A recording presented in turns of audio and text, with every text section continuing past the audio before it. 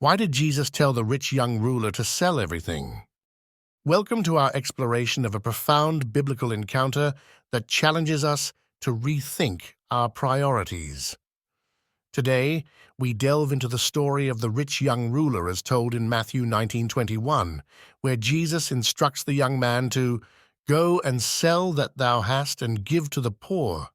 What did Jesus really mean? And how is it relevant to us today? Let's uncover the layers of this teaching. The story begins with the rich young ruler approaching Jesus with a vital question. How can he inherit eternal life? This young man is described as wealthy and morally upright, someone who has followed the commandments and lived a prosperous life. Despite having so much, he seeks assurance about his spiritual future. His inquiry sets the stage for a deeper exploration into human nature and divine purpose. The young man's question reflects a universal human concern: security in the afterlife. Unlike many others, he is not asking for financial advice or healing. He seeks spiritual assurance. However, his approach to eternal life seems transactional, as though it were another possession to acquire or investment to secure. This perspective reveals the initial layer of his internal conflict. His view of spirituality is intertwined with material acquisition. Jesus, with divine insight, perceives not just the man's question, but the deeper spiritual struggle within him. The young man is torn between his earthly attachments and his desire for eternal life. He is sincere in his quest, yet unaware of the depth of commitment required for true spiritual fulfillment. In response, Jesus issues a surprising challenge. Go and sell that thou hast and give to the poor. At first glance, this may appear to be an endorsement of wealth redistribution. However, Jesus' words transcend monetary transactions. They speak to the heart of spiritual priorities.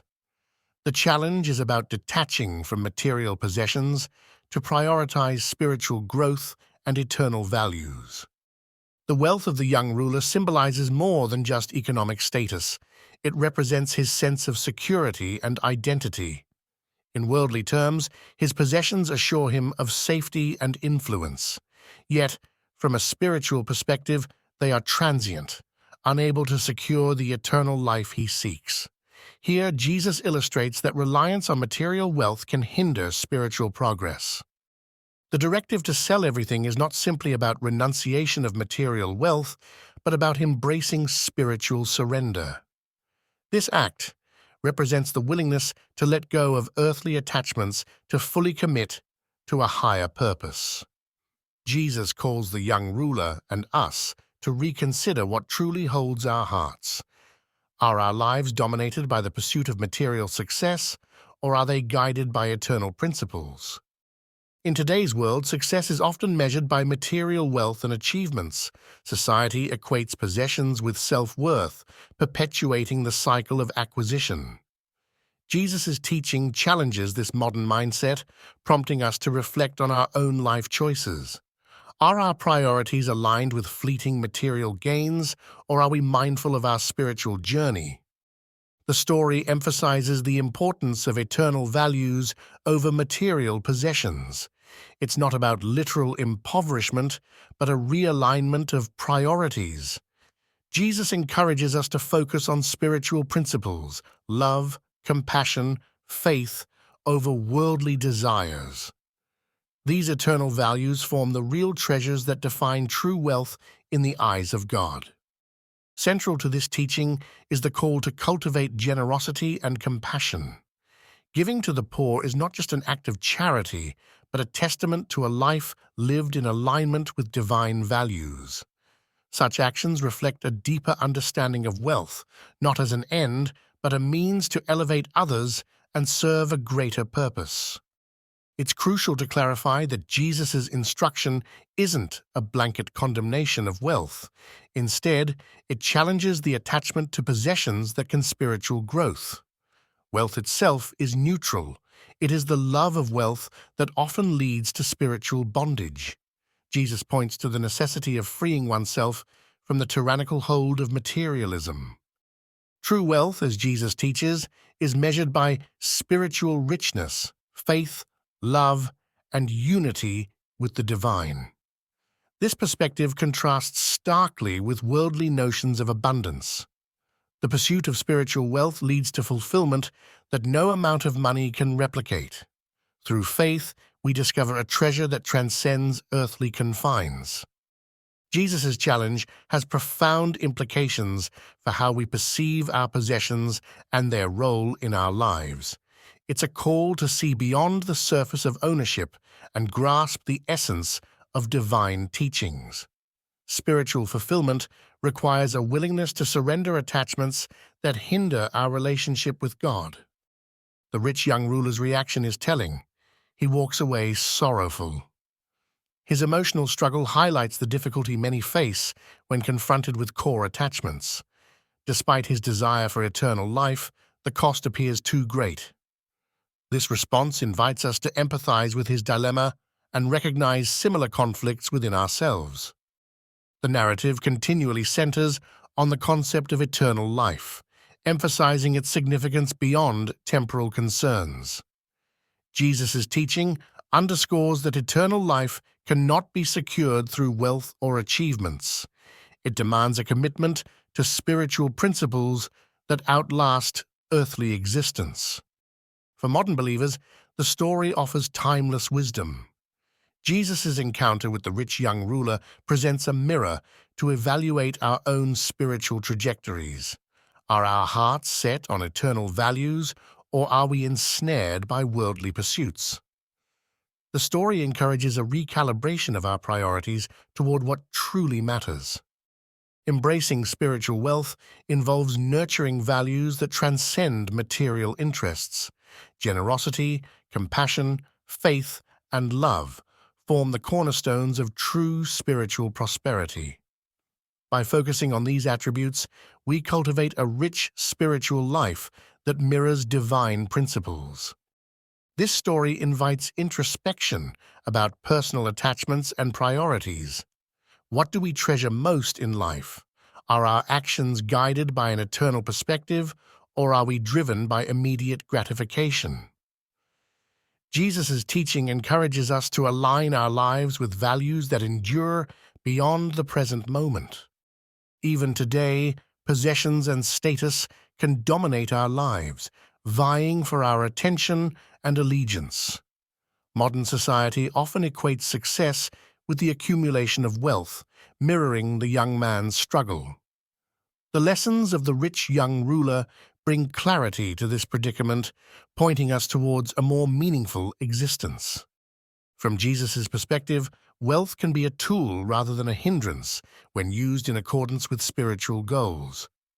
Balancing material assets with spiritual responsibilities allows us to wield wealth in ways that honor divine intentions. It becomes a means to serve, elevate, and enrich the lives of others.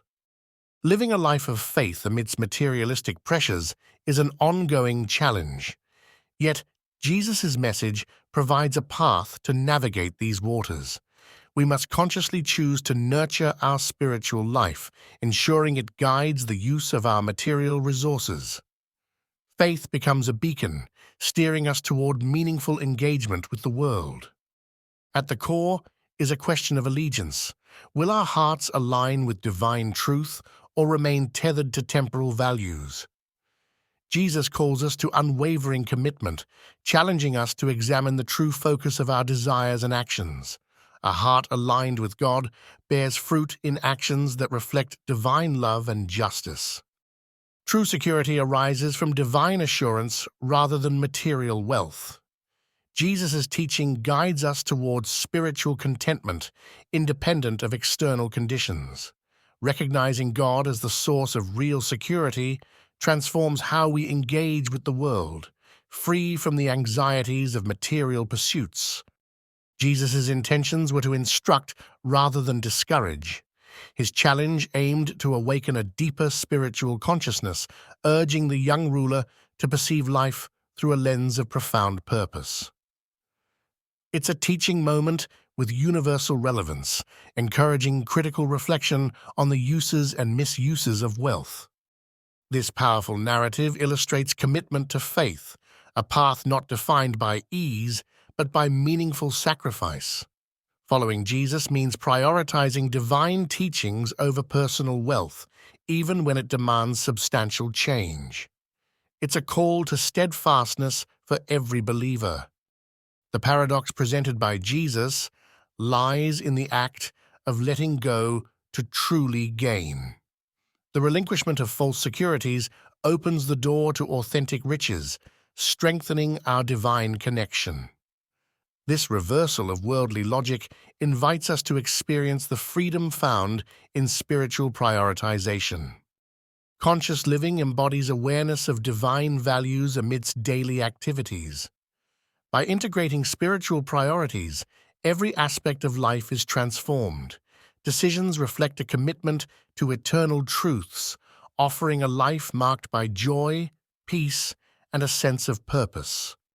The journey towards spiritual fulfillment is a path characterized by faith-driven action.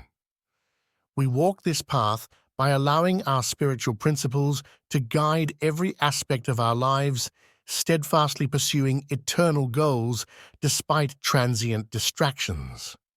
As we conclude, let's re-examine the encounter between Jesus and the rich young ruler.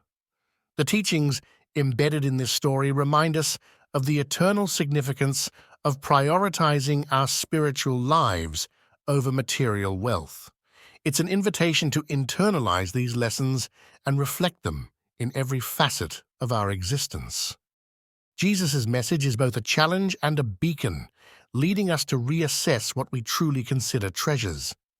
As you reflect on this story, consider how it might inspire a renewal of priorities focused on generosity, compassion, and an unwavering commitment to divine values. Recommit to a life of eternal significance, embodying love and faith that transcends all worldly possessions.